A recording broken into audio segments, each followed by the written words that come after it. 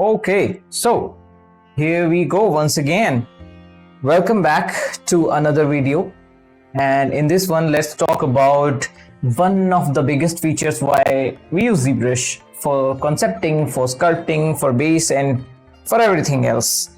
It's Dynamesh, and I am not sure if you are aware of it. For those who are, very well done, you have done your research. For those who are not, it's a way to get your mesh subdivided, but in in a raw manner. If you want to subtract or add two mesh, if you want to join two meshes, that's the perfect way to go. Also, if you want to create a mesh which is one piece, you use Dynamesh and you sculpt everything out of that one piece. If you want to attach your head to the neck or the body, you use Dynamesh. If you have sculpted the hand separately, you want to attach it, you use Dynamesh, and then you use ZBrush and then project the details. That is the process. So let's see what it is right now. What is Dynamesh? So I have two meshes, 1, 2. Both of them are separate, as you can see. If I can do solo. So yeah, suppose you want to attach these two meshes in one mesh. So how do you do that? Right now these two are separate. What you do first is you append them, like merge down. Go here and merge down, click on it and click OK. Now these two meshes are separate meshes, and as you can see, the topology as well is different. The topology is not matching, and if you want to sculpt them, you can sculpt them, but they don't feel one. They are not yet properly merged or attached. So how do you do that? First let's see the detachment. This, you can see this is happening. So as soon as you press smooth, what will happen? It's still detached. So yeah, in that case, what you have to do is let's do one thing. Let's switch it, and yes, so just for the difference, and that will work as a thumbnail as well, maybe. So yeah, here we have this old piece, and on the right you have the new piece. If you come down to, let's decrease that. If you come down to geometry, you will have this section under clay, polish and shadow box, Dynamesh. This is where you tweak the Dynamesh and properties and the resolution of the mesh, of the final mesh that you want to use. So right now it's on 128. Let's see what it does. On 128, blur is on 2. If you turn on group, it's going to keep the group. If you won't, it will diminish it. As soon as we hit Dynamesh,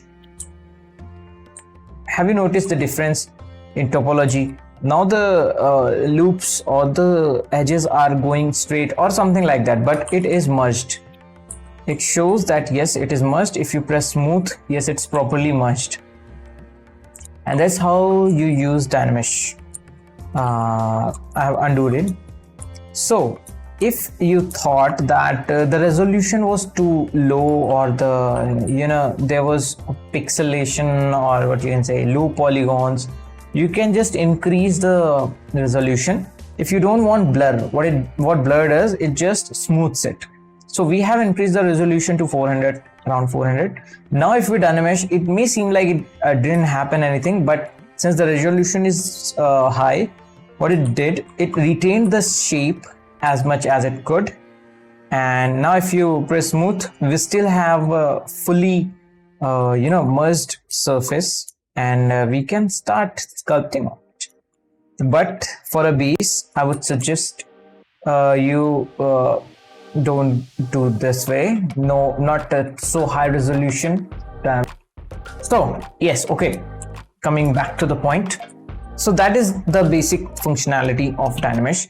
Sometimes what people does is, I'll just undo that, and sometimes what they do is they try to, if you have something, you want to create something out of one sphere, what you do, you can start sculpting from here. This is just a simple sphere, Suppose you want to create a face or something like that, and you will notice very soon that you will not have enough subdivision to work on. Like if you want to extract the ear, what you'll do, you'll just bring it out and shape it like a sphere, sorry, ear, not sphere. Suppose that I'm just doing it very rough. Suppose this is your monkey sphere ear. I'm not sure why I'm calling that again and again, but as you can see, the resolution here differs from the resolution there. So in that case, to rough out the sculpt, or just for a concepting part, or just for starting purpose, we use a Dynamesh. And now we have a neck as well. As you can see, the neck is again very low poly, and as the more smooth we give, it looks like it's smooth, but as you can see, it's all not uniform. So we don't want uniform. We want, if we want to have a proper sculptable mesh. Right now it's hard to sculpt on. So what we'll do, we will Dynamesh it. Okay, what have I done? So okay, here we go. Okay, so suppose this is a good base for you. Also, why you might question and you might ask, why don't we Z-remesh? Because it's gonna lose a lot of details. If you Z-remesh it, it's gonna lose a lot of details. And in the end, if you have a proper base, you have extracted the ear, the nose and everything, then and only then you can use the Z-remesh function for for a proper base, so that you can just put some details and you can work properly on the subdivisions. Otherwise, if you want to make drastic changes like pulling out an ear or an arm from the head, or to these horns, then in that case I would suggest you use Dynamesh, because of this. So what it happened, it gave all the proper resolution, so that you can properly sculpt on it. Also, I'll suggest don't go this high. You notice 128 is too much for me. 64 should be fine. So Dynamesh, and that's a good resolution. Now you can just BCB, which is the clay builder brush, you can start blocking it out. For blocking purpose, I will suggest you don't do not use a bigger resolution for your Dynamesh settings. Also, one more thing, if in any case your Dynamesh is on and you thought that, oh my god, my work here is not yet done, I had to Dynamesh it, but I forgot two more horns at the back. But no worries, even the meshes is stretched and your Dynamesh is on, what you need to do is just hold control and drag outside. Create a mask on the outer side of the canvas, which is the empty space, and it's gonna re-Dynamesh it on the same settings. If you turn off blur, it won't blur it, it will just re-Dynamesh it. So what blur does, it smooths out a little bit of your mesh. If you want, you can blur it a lot like this. It blurs it, see, it is making it more smoother. If you don't want, that's okay. So that is it for Dynamesh, and now you can just go ahead and sculpt it out. If you think that this mesh is final, this mesh is attached to the body, then you can go ahead and Z-remesh it from the from here only, this guy. Set your poly count. This works in thousands, so one number denotes 1K resolution, and from there you can just subdivide it, make a duplicate, Z-remesh it, subdivide, project. This is the list, and that is the order. So that's how Dynamesh works. I hope it is clear. So I can play you a clip where I can just show you how I have used Dynamesh in faces or it's pretty easy. It's just you will have to get a hang of it. If you have multiple meshes you want to merge, if you want to do hard surface, Dynamesh is a pretty good option for you. So I guess that's pretty much, I have covered everything for Dynamesh. I guess that is what I use for Boolean and stuff. For extraction, subtraction, I use live Boolean, which is a separate class. So that I will show you how I do that. And for everything else, it's just Dynamesh. It's the main part of that of ZBrush. I will show you one more trick if you want to create something using Dynamesh, something cool, smoke, water, something like that. What you do, go to brush, pick snake hook. Where's that S and H? I know the shortcut, but I want to select it from here just to show you which brush I'm going for. A, B, C, D, E, F, G, H. Snake hook. There we go.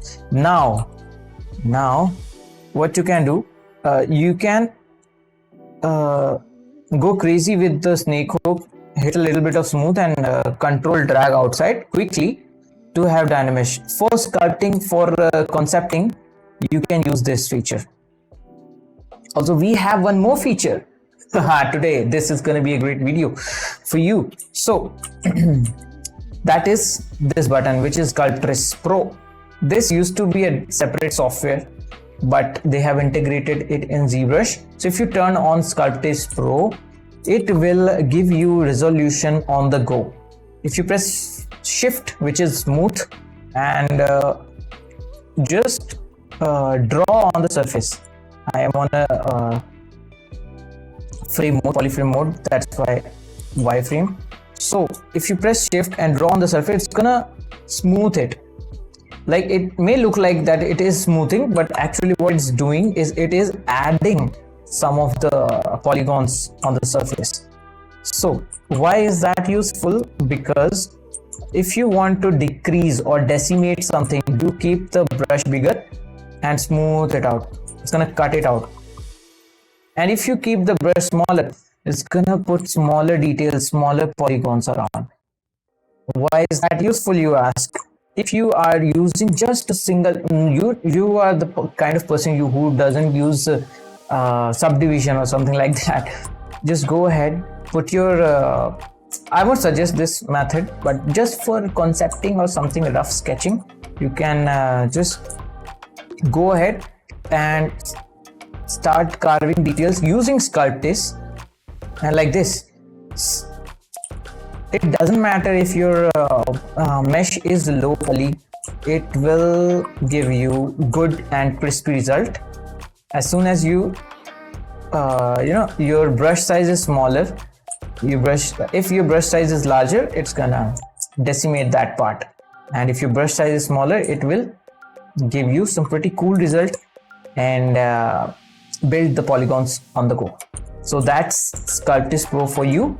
And BSH is the snake hook brush. If you use snake hook with Sculptress Pro, it will build the polygons on the go, on the fly, and you can sculpt water, smoke, you can sculpt pretty cool fluid kind of sculpting, and whatever you want. Just for, it's not a production thing, but it's for your personal satisfaction. You just have to remove these.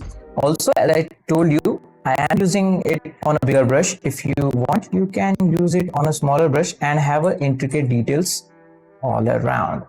So that is the combination of Sculptress Pro and snake hook for you.